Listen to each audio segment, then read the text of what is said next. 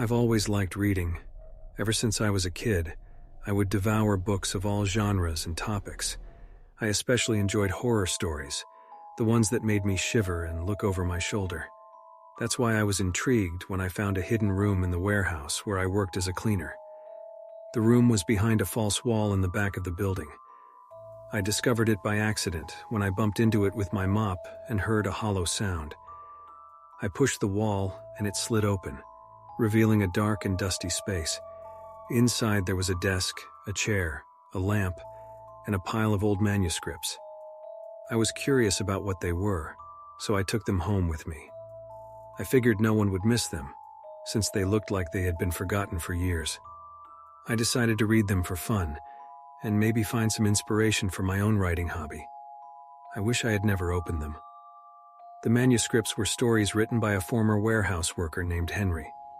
He had signed his name at the bottom of each page, along with the date. The stories were all horror stories, and they were all about the warehouse. They were disturbing and graphic, describing gruesome deaths and mutilations of his co-workers and bosses. He wrote about how he hated them all, and how he wanted to make them suffer for their mistreatment and abuse. He wrote about how he used various tools and machines in the warehouse to torture and kill them.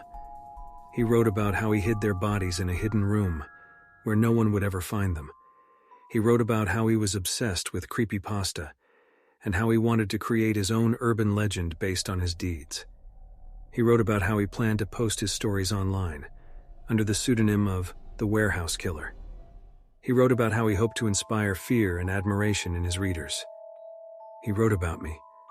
As I read his stories, I noticed that some of them had my name on them. At first, I thought it was a coincidence. Maybe he had known someone with the same name as me, but then I realized that he was writing about me, the current cleaner of the warehouse. He knew everything about me, my appearance, my habits, my schedule. He knew where I lived, where I hung out, and who I talked to. He wrote about how he hated me too, how he envied me for taking his job and his place, how he wanted to make me his final victim, his masterpiece, how he would sneak into my apartment at night, knock me out with chloroform, and drag me to the warehouse, how he would tie me up to a conveyor belt, cut off my limbs with a circular saw, and feed me to a wood chipper. He wrote about how he was waiting for me to come home, how he had prepared everything for our final encounter, how he would make me scream and beg for mercy, how he would record everything and upload it to the internet. He wrote about how he would become a legend, the most feared and admired creepypasta of all time. I felt a chill run down my spine as I read his words. I looked at the date of his last entry. It was today. I looked at the time. It was now. I heard a knock on the door.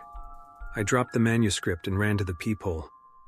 Looking out, I saw a man wearing a mask that looked like a distorted version of Michael Jackson. He was holding a knife in one hand and a camera in the other.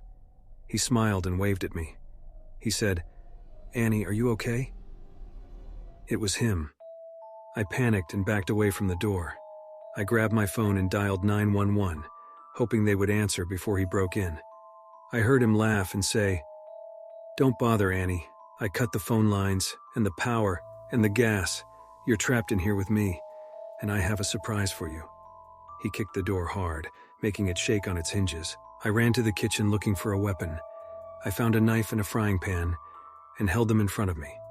I heard him kick the door again and again, until it finally gave way and crashed to the floor. He stepped inside, still smiling and waving his camera. He said, "Hello, Annie. I'm so glad you're home. I've been waiting for you for a long time. Do you like my stories? Do you like my mask? It's a tribute to one of my favorite creepypastas, the Thriller Killer. He was a serial killer who wore a Michael Jackson mask and danced to Thriller before killing his victims. He was awesome. But I'm better. I'm the Warehouse Killer. And you're my final victim." I screamed and threw the frying pan at him, hoping to hit him in the head. He dodged it easily and laughed. He said, "Nice try, Annie, but you can't escape me. You can't fight me. You can only die by me." He lunged at me with his knife, aiming for my heart. I dodged his attack and stabbed him in the arm with my knife, making him drop his camera. He groaned and said, "Ow, that hurt, Annie. Why did you do that? Don't you want to be part of my legend? Don't you want to be famous? Don't you want to be my masterpiece?" He grabbed his arm and pulled out the knife, blood dripping from his wound. He said, "You know what, Annie? You just made me angry. You just made me want to hurt you more. You just made me want to make you suffer more. You just made me want to make you scream louder." He threw the knife at me, hoping to impale me. I ducked and avoided the knife, which stuck into the wall behind me. I ran to the living room looking for a way out. I saw the window and ran towards it, hoping to break it and escape. But before I could reach it, he tackled me from behind, knocking me to the ground. He pinned me down with his weight and said, "You're not going anywhere, Annie. You're mine now. Forever." I struggled and kicked him, trying to get him off me. But he was too strong and too determined. He grabbed my hair and pulled my head back, exposing my neck. He said, "You know what, Annie? I was going to make this quick and painless for you, but now I think I'll make it slow and agonizing. I'll make you suffer for what you did to me. I'll make you scream for hours. I'll make you beg for mercy." He raised his knife and brought it down to my throat. I closed my eyes and waited for the pain. But instead of the pain, I heard a loud bang and felt a warm liquid spray my face. I opened my eyes and saw him slumped on top of me, blood dripping from his head. I looked up and saw a police officer standing at the entrance of my apartment holding a smoking gun. He said, "Are you okay, miss?" I nodded, still in shock. The officer helped me up and led me outside, where a crowd of curious neighbors had gathered. They stared at me and whispered among themselves, wondering what had happened. The officer said, "Stay here, miss. We'll take care of everything." He went back inside and I heard him talking to his colleagues on the radio. They were checking the apartment for any other intruders or evidence.